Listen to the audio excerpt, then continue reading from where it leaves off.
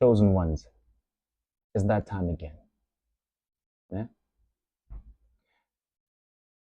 I've been wondering why things exist. Like, why is there a necessity for things to exist?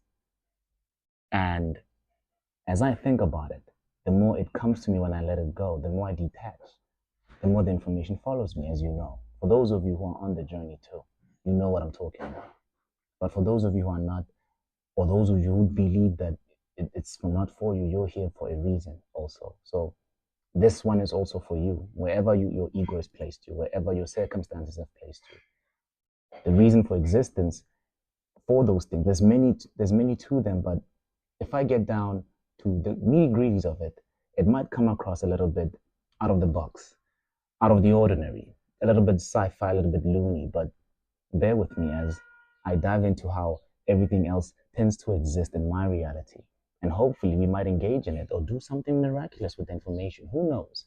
Either way, this is the information given. Né?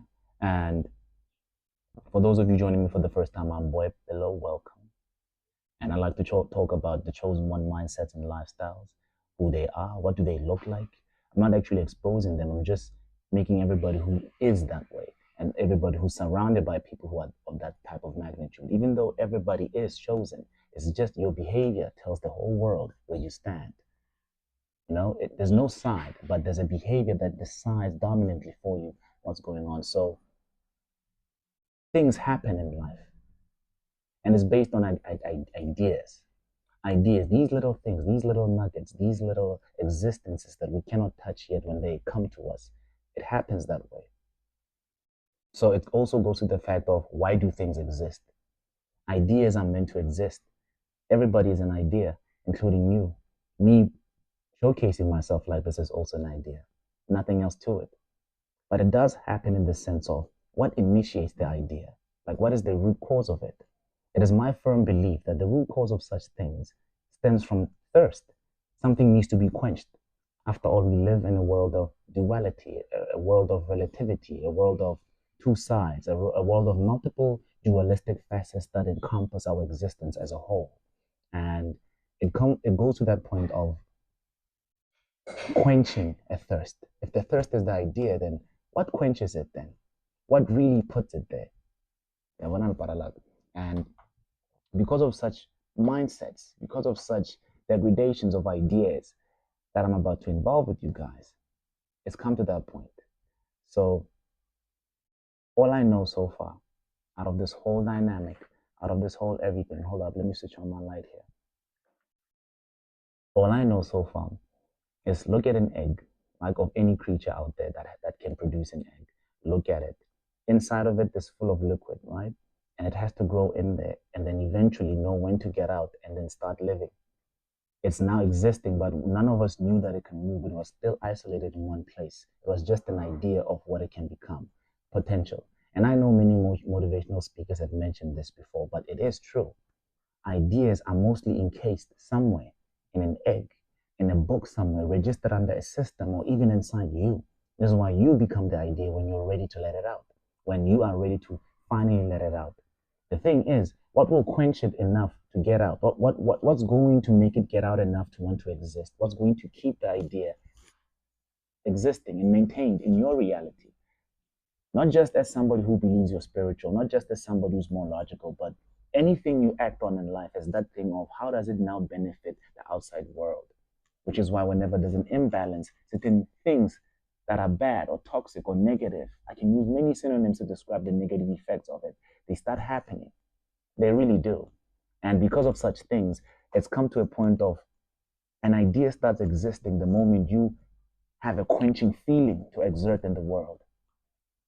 Every time you come across something and you find a problem, all that is a quench. Something is thirsting for your knowledge for it to exist. It's searching for you. So it comes to you and it can come in many forms. It can come through somebody, it can come through another object, or it can come from nowhere and you just have to know that it's there and you can just act on it.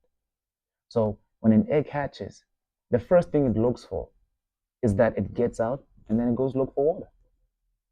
First thing is water. All animals that hatch from eggs, snakes, lizards, they want some form of liquid because it's run out where they used to stay. where they used to be encased. They've run out of resources for them to grow. So they have to crack that egg in some way. They have to give birth to something. That's why if you hold on to an idea that never leaves you, eventually you will submit to it. You will give it out to the world. You will say, damn it, I gotta push this idea out. I have to try something out at least. So it only happens when you meet the right circumstances, like a seed that grows on fertile soil and starts evolving itself enough to multiply. It'll also be the same thing with you. Your environment might be limiting you, and it should be. It's supposed to do that. It's supposed to tell you that, hey, it's time to get out of the nest and fly and do something, you know? This is when you start getting people who are harassing you about self-development and growth and all those things. It's because your time to hatch is approaching. You need to consider being independent, not knowing who you are, how to identify and solidify your presence in the world. It needs those things. And that idea starts forming inside of you. And it's a phase, it's a long phase that you don't even know what's going to maintain it, how it's going to go on, which is why you're confused at the time when it starts happening to you. But once you get used to the fact that ideas choose you because you're ready to listen, you're ready to adopt the behavior, you're ready to do certain things to make sure that it's maintained and it exists fully. Until then, it'll always be inside of you. You might even share it with other people. They might even try it out, but they might not actually have it the way you do because it wanted your touch on it, which is why people call it the Midas touch. And the Midas touch is simply just you being yourself at the right time.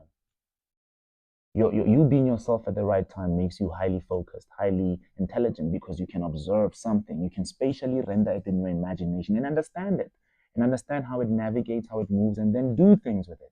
Well, at least that's how I approach things from my end of things. But for you out there listening, I know that you've been thinking about this too. I know that certain things like this tend to get in the way of when, how much will I need, and so forth. It's already inside you. Your job is just to find the right place for you to maintain it.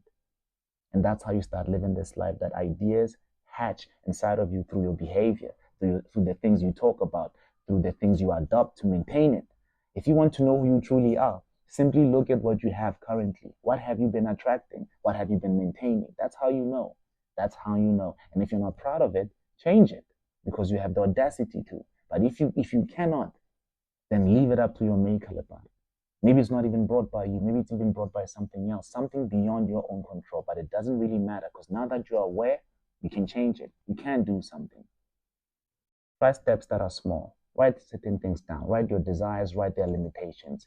You'll soon discover that limitations are just concepts created by the human mind, nothing else. Nothing else. And you might behave like a child once you find these things out. You might be childlike in ability. You might talk too much. You might be free, just like a kid, because you're now away from the prison that the human mind gave you to make you think less of yourself, to make you want to compete, to make you want to do things to sabotage yourself. Because if you do pay attention, before you exert an idea, the idea chose you the way you are. How dare you judge yourself and say, I cannot do it? I'm told it chose you the way you are. So that is it for the day. Bantu basemzansi. Lwela lo paralaka.